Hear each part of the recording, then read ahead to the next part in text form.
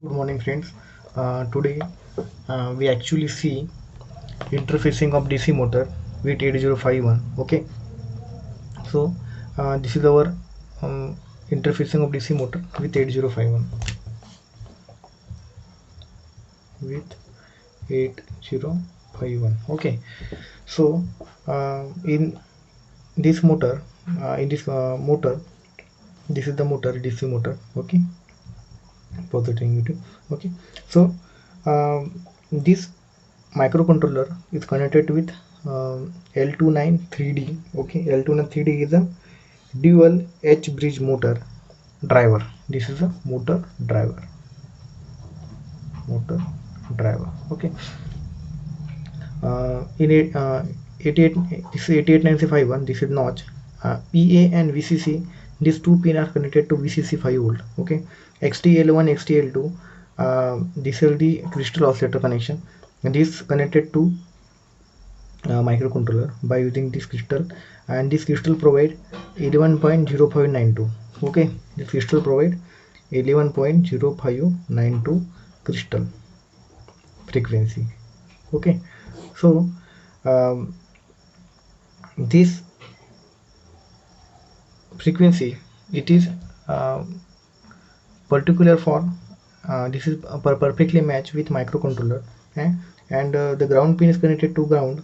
Then port 1.0 and port 1.1 are connected to this bridge motor driver, 2 number pin and 7 number pin, 8 number pin, 16 number pin connected to VCC, 4, 5, 12 and 13 pin connected to ground, 3 and 6 3 pin connected to positive of motor, and 6 pin connected to negative part of motor. Okay, and this is the motor, DC motor. Okay, and this is a generalized diagram of interfacing of DC motor with 8051. Okay, so then we start. There are some programming in nature. Okay, so besides starting the programming nature, we first see, depending upon which type of motor are used, you require the voltage range. Okay, suppose this is 6 volt, 12 volt, 24 volt, etc., depending upon which type of motor we use. Okay, and generally microcontroller require 50 milliampere current. Microcontroller 50 milliampere current at 5 volt. Okay, so this microcontroller requires 15 milliampere current and 5 volt. 50 milliampere current and 5 volt. 50 milliampere current and 5 volt. Okay, so before starting, this is a particularly applications of DC motor with 8051. Okay, so there are some connections which can be particularly used for rotating the motor clockwise, anti-clockwise, and start or stop. So this is our uh, port 1. Okay, so this is connected to port 0 and port 1.1. so this is M pin 1, or this is M pin 2. This is M pin 1 and this is M pin 2. M pin 1 and M pin 2. So if, or this connected to M pin 1 and M pin 2. Okay, motor M pin 1, M pin 2. So when M pin 1 give 1 signal and M pin 2 give 0 signal, 1 means positive VCC and 0, then motor rotate anti-clockwise. When both connection are get 1 1, then motor is stop. If both 0 0, the motor is anti-clockwise. Okay, and 0 1 clockwise. Okay, so this is the general interfacing diagram of 8051. Okay,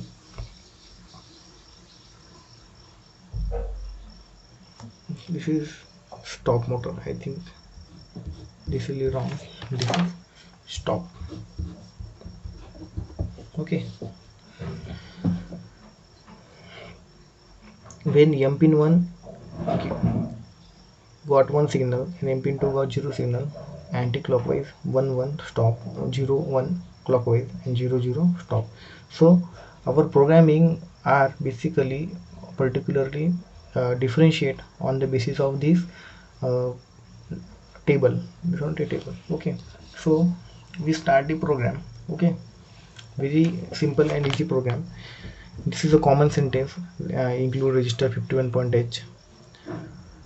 In this program, if some delay are provided, so this delay is void or this delay is neglect. So void my delay is function is okay. You not able if you not able this function, no effect. You already by use function from program. So s bit 1, s bit m pin 1 is connected two port 1.0. देखो यहाँ पे connect किया है, देखो इसको S bit 1 S bit 2 कहेंगे, और S bit M pin 2 at port 1.3 point है ना, पॉइंट ऐसे इंडिकेट करते हैं, तो ये कनेक्ट किया है 1.1 पे. सो प्रोग्रामिंग आप स्टार्ट करेंगे. वॉइड मेन ये कंसेप्ट लगा दिया. बाद में मोटर को क्या करने का है, काम शुरू करने का, डू. आप अलग इंस्ट्रक्शन भी यहाँ पे व्हाइल इंस्ट्रक्शन भी यूज़ कर सकते हो, डिपेंडिंग अपॉन आपको कैसा प्रोग्रामिंग आपको लॉजिक लगाना है. ओके, यहाँ पे अलग इंस्ट्रक्शन आप यूज कर सकते हैं. तो यहाँ पे डू मतलब पर्टिकुलर फंक्शन परफॉर्म करने के जो इंस्ट्रक्शन करता है, डू इंस्ट्रक्शन रहती है. सो अब यहाँ पे हम देखेंगे, जब एम पिन 1 पिन पे 1 सिग्नल आया और एम पिन 2 सिग्नल पोर्ट पे 2 सिग्नल आया, तो इस केस में क्या रोटेट कौन सी क्लॉकवाइज में रोटेट होंगी. तो क्लॉकवाइज होने के बाद आपको ये मोटर कहाँ तक रोटेट करना है, मतलब 50 सेकंड तक, 60 सेकंड तक. तो यहाँ पे जो वैल्यू है 50 सेकंड 60 सेकंड वहाँ पे पुटअप करना पड़ेगा. 50 60 जो भी वैल्यू तक आपको डिले कंटिन्यू रखना है.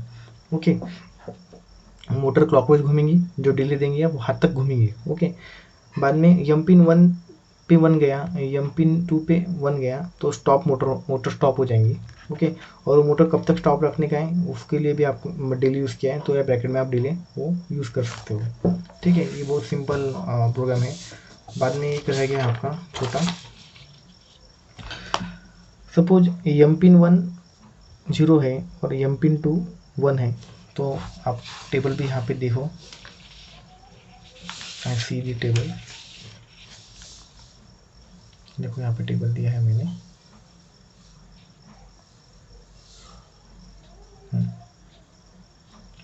जब एम पिन 1 0 1 पे है और एम पिन 1 0 पे है, एम पिन 2 1 पे है, तो वहाँ पे देखो क्या होगा 0 1 के टाइम क्या होगा, क्लॉकवाइज. तो मोटर अपने कैसे घूमेंगी, क्लॉकवाइज.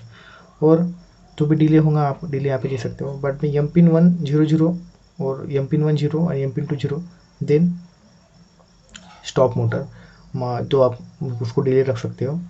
और ये अपन यहाँ पे एक जो अपने वॉइड में जो कंसेप्ट दिया था, दोनों ब्रैकेट है यहाँ पे जो स्टार्ट किए थे, ये दोनों ब्रैकेट यहाँ पे एंड हो गए, देखो आप देख सकते हो.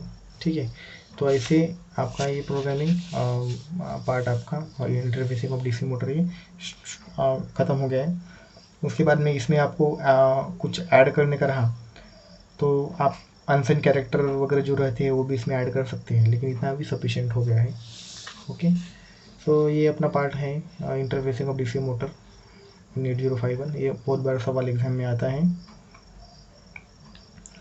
तो मैं आपको कुछ कंसेप्ट बोल देता हूँ. वो कंसेप्ट आप इसमें जब भी आप मोटर या कोई भी फंक्शंस यूज़ करते हो, तो मैं जो आपको यहाँ पे भी लिख के दे रहा हूँ वो आप हमेशा कॉमन रखो.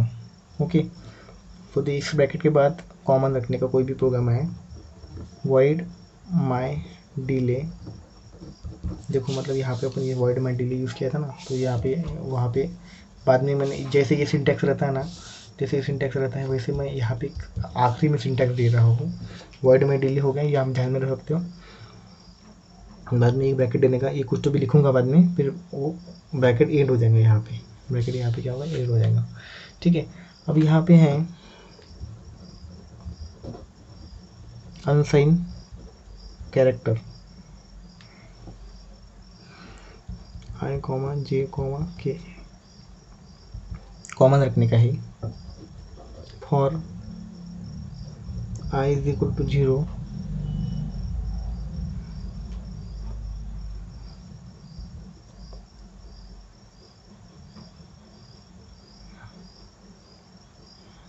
I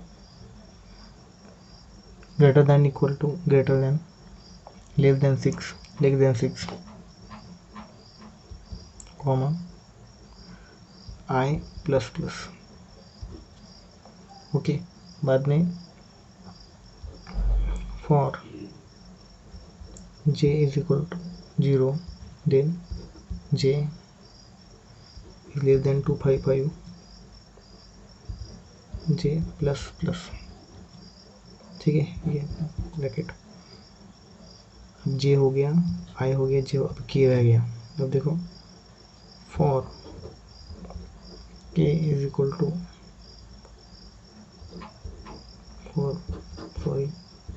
for k is equal to 0 then k is less than 255 okay, then k plus plus. ठीक है, इसका मीनिंग क्या है, ये जो कैरेक्टर रहते हैं, मतलब जो माइक्रो कंट्रोलर प्रोग्रामिंग करते हैं, कुछ कैरेक्टर अपन यूज़ करते हो तो आई जे के कैरेक्टर जनरली यूज़ करते हैं। तो हर एक को 0 0 0 फर्स्ट रखा। जब अपन आई को 0 रखेंगे वो टाइम पे आई की वैल्यू 6 तक क्या होंगी, इंक्रीमेंट होगी। जब जे को 0 रखेंगे, जे की वैल्यू 255 तक इंक्रीमेंट होगी। के को 0 रखा तो के की वैल्यू 255 तक इंक्रीमेंट होगी। तो ऐसा ही प्रोग्राम होके ये कॉमन। तो ये जो पार्ट है, ये पार्ट अपन हर एक प्रोग्राम में आप कॉमन रखने का। ठीक है, तो नेक्स्ट अपन जो भी अपना पार्ट है, जो भी रिमेनिंग यूनिट का पार्ट है, वो पार्ट अपन नेक्स्ट लेक्चर में क्या करेंगे, डिस्कस करेंगे। तो आपको आज का होमवर्क ये है, ये आपको होमवर्क है आज। ये सब आपको लिख कर मुझे व्हाट्सएप करना है, ये आपका होमवर्क है। तो बहुत ही इजी है। अपन ने क्या देखा कि माइक्रो कंट्रोलर के कनेक्शन देखे, प्रोग्राम देखा, टेबल देखा, कैसे कैसे यूज़ होते, बहुत सिंपल आसान लैंग्वेज में। ये जो पार्ट है, ये पार्ट हमेशा कॉमन रखने का है, ये पार्ट हमेशा कॉमन रखने का। बीच में जो है सिर्फ वो बीच में क्या होगा, चेंज अपन करेंगे। Okay, thank you for watching this video. और आप वीडियो पूरा देखा करो, वीडियो पूरा देखने के बाद आपको समझेगा कि क्या क्या चीज़ें हो रही है। ओके, तो इसके बाद में जो भी कुछ नया रहेगा तो मैं ये ग्रुप पे, चैनल पे शेयर करूँगा, आप वो भी डिस्कस करते रहिए। बाद में मैं थोड़ा सा अभी इसको मेरा जो चैनल है, मैं चैनल पे थोड़ा सा उसको रिसर्च पे फोकस करने वाला हूँ। रिसर्च पे फोकस करके हम क्या क्या रिसर्च पेपर कैसे बनते हैं, रिसर्च पेपर कैसे, क्या उसके आइडियाज़ रहते हैं। तो रिसर्च पेपर में और जर्नल्स आते हैं, कुछ कॉन्फ्रेंस आते हैं, कॉन्फ्रेंस रहती है, कुछ जर्नल आते हैं, कुछ पेड जर्नल आते हैं, कुछ अनपेड जर्नल आते हैं। ओके, तो उसमें स्कोपस करके जर्नल आता है, बाद में SCI करके जर्नल आता है। ओके, तो कुछ जर्नल वेब ऑफ साइंस ये करके आते हैं। ओके, सो ये क्या है, सभी जर्नल का अपना अपना पेपर पब्लिकेशन रहता है। तो जो भी कुछ नए रिसर्च आइडिया रहते हैं, वो रिसर्च आइडिया इस पेपर में क्या होते हैं, पब्लिश होते हैं। Okay, so before starting this our in my before starting some new things, so what are actually happen these research articles, okay, then we will be discuss day by day। Okay, और हर एक lecture होने के बाद कुछ तो भी नया apart from the academics हम डिस्कस करेंगे ये चैनल पे। मतलब जो भी चीज़ें आप एकेडमिक्स पढ़ते हो वो तो आपको ध्यान में रखनी है, लेकिन उसके साथ में कुछ जो अलग आता है, कुछ नया, कुछ न्यू थिंग्स रहता है जो एक स्टूडेंट लाइफ में इम्पोर्टेंट रहता है, वो चीज़ें हम इस ऐसे हमारे चैनल पे अपन डिस्कस करेंगे। उसके थ्रू क्या होगा, आपको कुछ डाउट होंगे, आपको कुछ क्यूरी आती है तो आप इसमें मुझे पूछ सकते हो। तो हम मैंने आज आपको बोला है कि ये पेपर पब्लिकेशंस के रिलेटेड ये सब जर्नल्स हैं। ओके, उसमें कुछ छूट गए होंगे, वो मैं आप में डिस्कस करेंगे बाद में भी। ओके, तो आप ध्यान में रखो, आपको को लाइफ में पूछें तो ये सब पेपर्स आते हैं, रिसर्च में आते हैं। Okay, thank you for watching this video, thank you.